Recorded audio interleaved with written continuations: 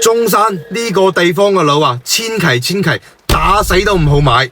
呢個區域毫不誇張咁講，根本就係剛需收割機、中產返貧利器，更加係投資客嘅墳墓。今時今日，仲有一大堆中介搏命推，外地客、港澳人士最易中伏，一呃一個準。我呢條片肯定又會得罪好多開發商，好多同行會鬧我，隨時會俾人舉報下架。大家記得點讚、訂閱、分享俾身邊準備喺中山買樓嘅親戚朋友，唔好再踩坑啦。而中山咁多坑入邊，最大、最深、最害人嘅就係馬鞍島。就前幾日，我專登揸車去咗轉馬鞍島，兜咗1、2個鐘。講真，兜完之後我背脊發涼。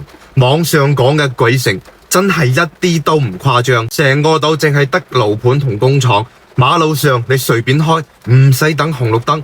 因為冇燈冇車啊，底商有10間9間冇開，想搵間茶餐廳酒樓食餐好嘅，要揸車去到10幾公里外嘅南朗鎮，吹到上天嘅未來之城，實質就係一座鋼筋水泥空城。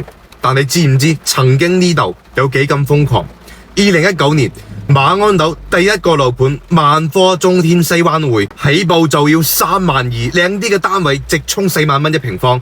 20年底第二個盤保利天匯開盤3000人搶1000套貨，均價2萬8，3分鐘直接清盤。買樓好似搶火車飛咁，嗰陣深中通道仲未通車，咩配套都冇嘅，全靠一個預期呢，就將房價炒到上天。數樓部日日人山人口，好似街市咁熱鬧。深圳、香港客戶坐大巴車一車車拉過嚟，啲銷售會同你講呢度係深中通道第一出口，30分鐘到深圳，中山未來嘅小前海。到時房價要翻幾倍。天氣好嘅時候啊，你仲可以企喺自己屋企嘅陽台，隔海望到對面深圳，加上各種高大上嘅地標，深中同城概念。最緊要依家只需前海1%嘅價錢就可以上車，未來可期啊！無數客戶被洗腦，心諗喺深圳、香港揾錢，中山享受，又可以投資升值，又可以自住度假，一舉兩得，完美到無懈可擊。結果深中通道真係通咗，現實卻刮咗所有人一巴掌。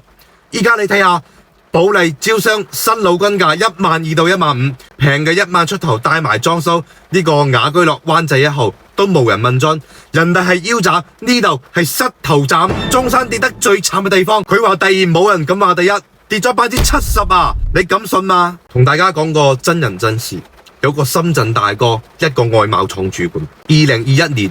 係佢響深圳打拼嘅第10個年頭，手頭上呢儲咗120萬，諗住響深圳買層樓安個家。但睇完一圈，發現首付太高，買唔起。面露難色嘅佢呢，俾中介水咗過去馬鞍島。聽完區域藍圖，記埋條數，即刻心動，買咗套109平方嘅3房，總價309萬，首付一半，貸款一半，諗住通車之後房價升咗，賣出去賺翻一筆。然後再返深圳俾個首期，於是佢咬牙將多年嘅積蓄全部抌晒入去，再向親戚借咗30萬先至湊夠首期。而依家同個小區同款戶型嘅掛牌價已經跌到1萬1平方，相當於5年直接縮水一大半。大哥記過5年嘅房貸同其他雜費，如果依家賣扣除各種稅費，5年血虧200幾萬，自己辛辛苦苦10年儲落嘅血汗錢就咁蒸發咗。大哥話：我依家真係騎虎難下，唔賣每個月要還房貸，壓力大到透唔到氣，賣呢仲要貼錢，太唔甘心啦！人哋間屋係資產，我間屋似負債，每個月使錢養住，身家仲要縮水。而依家可以做嘅，就係每日刷一刷中介嘅朋友圈，盼望住房價可以升翻少少。哪怕係一啲啲，等佢少蝕啲都好啊！呢個唔係個別案例，好似佢咁嘅購房者仲有唔少。有人賣咗原本嘅屋，帶住一世嘅積蓄衝入嚟；有人咬牙死頂，生活一團糟；有人低價割肉，血本無歸；仲有人直接斷供，間屋俾銀行收走，徵信爛一世。曾經嘅灣區夢變成咗醒唔嚟嘅噩夢。馬鞍島依家被稱為投資客嘅墳墓，真係一啲都唔誇張。當年嗰啲被中介大巴車拉過嚟嘅睇樓團，而依家一個個響業主群入邊喊，滿口悔不當初。有啲話投資蝕咗錢，大不了自己住咯。嗱，早之前就有業主去試過啦，但係一啲都行唔通。點解啊？我收集咗馬鞍島住戶嘅居住體驗，你繼續睇埋落去呢，你就知啦。馬鞍島真係唔適合居住，食飯出行全部都有問題，位置太偏，外賣唔超15家，想點杯奶茶都難。島上所謂嘅商業體，其實呢，只係幾間快餐店、豬腳飯、蘭州拉麵。想買個餸食餐好嘅飯，起碼要揸車20分鐘去到南朗鎮。有住戶笑住話，不如返深圳買餸好過。交通出行冇車等於與世隔絕。打車雖然見到，但島上夜晚人煙稀少，有代駕司機都話呢度好似死城一樣，路邊一個人都冇，好驚。有人吐槽晒出馬鞍島現狀，夜晚8點幾，街上一條友都冇，你可以喺馬路中間太羽毛球，因為唔會有車過嚟影響你。最令人失望嘅係發展速度，有住戶話住咗10個月，幾乎睇唔到明顯變化，好多路整到一半就停咗，會展中心都停工好耐，招商引資偏向工業，寫字樓、住宅區嘅生活配套完全跟唔上，醫院遲遲未動工，養老追求居住體驗嘅人基本可以 pass。對於呢啲高位接盤嘅業主，更加殘酷嘅係新樓嘅價格戰。300萬買嘅屋上200萬回本，隔籬新盤直接賣13000，仲送車位、送物業費等等。呢種踩踏式降價面前，二手業主毫無還手之力，二手房根本冇流通性，你想賣都賣唔出。成個25年上半年，馬鞍島二手房大概成交5套，相當於月均賣出1套，連睇都冇咩人睇，租都租唔出。中山普遍3房租金要2000，而呢度嘅細房只要1000幾。馬鞍島仲有個超級大黑料，我咁講，如果我爆出嚟，至少一半嘅購房者要去售樓部退錢。好多人都忽略咗腳下呢個土地，大部分都係填海填出嚟嘅，已經有好多地方出現沉降現象啦。關鍵係反映呢件事嘅唔係1兩個，業主群、小紅書都有人發。本來填海嘅地方地基就容易出問題，地基先天不足，沉降係定時炸彈。依家肉眼可見嘅往下沉，睇到真係有啲心驚。老實講，我唔係要黑馬鞍島，唔係話要製造恐慌，係想令更多人知道，大家留個心眼。邊個唔希望自己住嘅地方越嚟越好？但呢種填海區嘅地基問題唔係小事，唔係話貼個磚補個窿就可以糊弄過去。今日下沉幾公分，聽日呢？係咪？所以啊，如果2026年仲有人俾你推薦呢個地方嘅樓，唔好猶豫，直接拉黑。你亦都唔好話抱住抄地嘅心態去入場。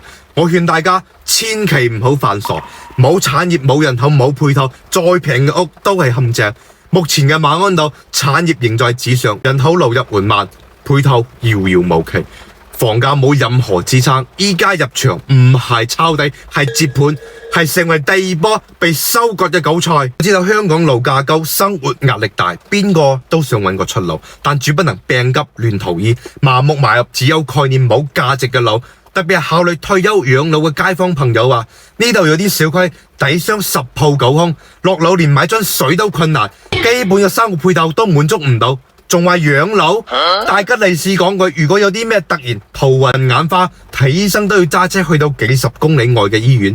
如果大家揸住百幾萬，同樣嘅預算，完全呢可以去到中山嘅城區，無非距離上就多開個10幾20分鐘，而你可以享受到中山最好嘅醫療、商業、教育資源，各式各樣嘅美食，多過直通巴士同地鐵好，交通出行更加方便。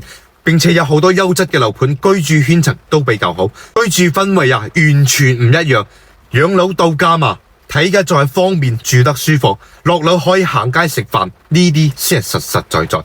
視頻最後，有打算響中山買樓嘅朋友，可以將你嘅情況話俾我知，我要根據你嘅需求同情況，將合適你嘅樓盤通通列出嚟，仲有優點缺點、價錢行情，通通搞清楚。你再針對性去睇樓肯定會更加慳時間，少行冤枉路。如果你中山仲唔熟悉，連東南西北都分唔清楚嘅，板塊熱度亦都唔理解，蕭生呢度用咗2個月時間幫大家整理咗一份中山買樓避坑指南，入邊包含咗中山200幾個樓盤嘅優缺點分析，紅色字體標注嘅，都係有重大不利因素響晒 ICU 入邊啊！美怪我冇提醒你哋下。另外仲幫大家整理咗一份中山每個鎮區板塊4分優劣勢分析，入邊包含咗板塊嘅4分等級排布，中山樓市兩極分化越來越明顯。唔想因為信息差買錯樓，下邊留言避坑2個字，我將我整理咗嘅中山買樓避坑指南 send 俾你。仲有咩問題歡迎留言或者私信我見到都會覆你。記得點讚訂閱，分享俾身邊更加多嘅朋友。我係蕭生，我哋下一條片見。